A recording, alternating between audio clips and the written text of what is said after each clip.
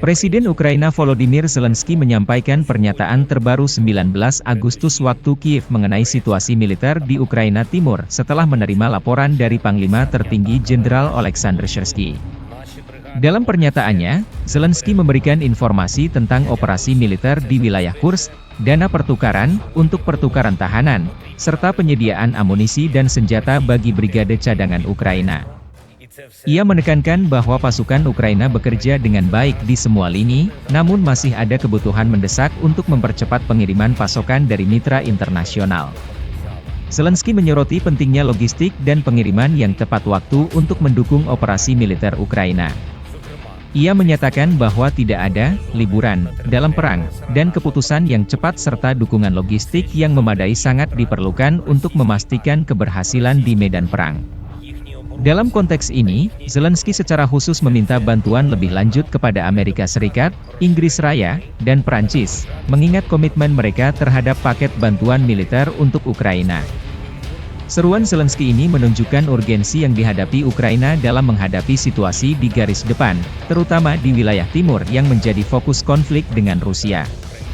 Dukungan internasional yang lebih cepat dan lebih kuat menjadi krusial untuk mempertahankan momentum dan memastikan pasukan Ukraina memiliki peralatan dan sumber daya yang diperlukan untuk melanjutkan operasi mereka.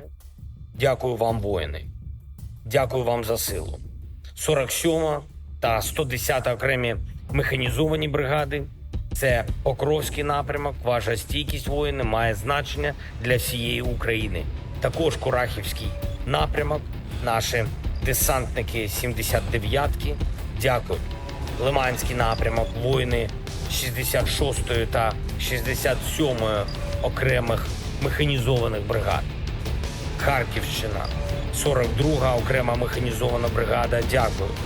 Придніпровський напрямок, наші морські піхотинці. 35-та бригада, молодці.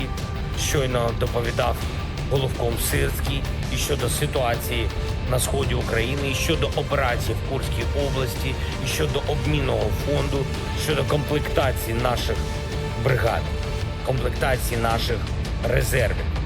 Це і снаряди, і зброї по всім напрямкам. Наші хлопці, ви молодці. Але щодо постачання від наших партнерів потрібне пришвидшення. Ми дуже просимо, у війни немає відпусток. Потрібні рішення, потрібна вчасна логістика оголошених пакетів. Особливо я звертаюся зараз до Сполучених Штатів, до Великої Британії, до Франції. Ще одне. Попереду важливі тижні нашої дипломатичної роботи.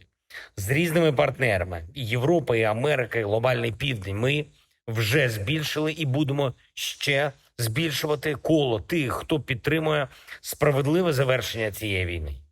І дуже важливо, щоб в цю осінь Україна зайшла ще сильнішою, ніж ми були до цього. Слава Україні! Download Tribun X sekarang, menghadirkan lokal menjadi Indonesia.